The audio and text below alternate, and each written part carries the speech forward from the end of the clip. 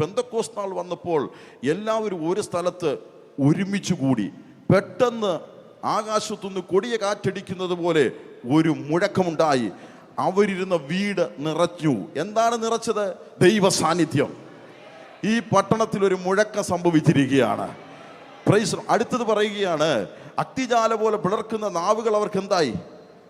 പ്രത്യക്ഷമായി. എന്നിട്ട് പറയാം, അവരുടെ ഓരോരുത്തരുടെ മേൽ എന്ത് ചെയ്തു? പതിഞ്ഞു.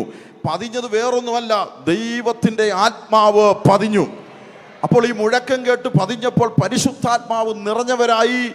ആത്മാവ് അവർക്ക് ഉച്ചരിക്കാൻ നൽകിയ ഭാഷ അന്യഭാഷയിൽ സംസാരിച്ചു തുടങ്ങി. 15ഓളം കൂട്ടരാണ് അവിടെ ഒരുമിച്ച് കൂടിയത്. ഒരിക്കൽ ഒരു കൺവെൻഷൻ നടക്കുക ഗ്രാമത്തിൽ, ഭയങ്കര കൺവെൻഷനാ. അപ്പോൾ ഒരാൾ വിളിച്ചു, ഒന്നാമത്തെ ദിവസം ഇങ്ങനെ പറഞ്ഞു, കഴിഞ്ഞ വർഷത്തേക്കാൾ മനോഹരമായ പന്തലാണ് ഈ വർഷം ക്രമീകരിച്ചിരിക്കുന്നത്.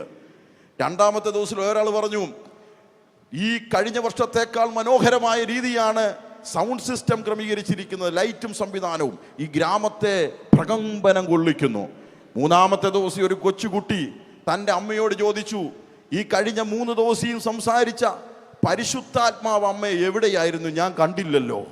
ഉടനെ അമ്മ ആ കുഞ്ഞിനോട് പറഞ്ഞൊരു കാര്യമുണ്ട്, പന്തലിൽ ഞാൻ കണ്ടില്ലല്ലോ ആ പരിശുദ്ധാത്മാവെന്ന് ചോദിച്ചപ്പോൾ അമ്മ ചിരിച്ചുകൊണ്ട് പറഞ്ഞു, മോനെ, പന്തലിന്റെ അകത്തല്ലായിരുന്നു പരിശുദ്ധാത്മാവ്.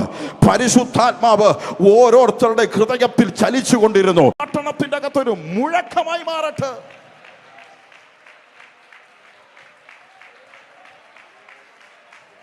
ചലിപ്പിക്കുന്നവരായി, ചലിക്കുന്നവരായി, പോരാളികളായി, അഭിഷക്തന്മാരായി, ക്രിസ്തുവിന്റെ പടയാളികളായി.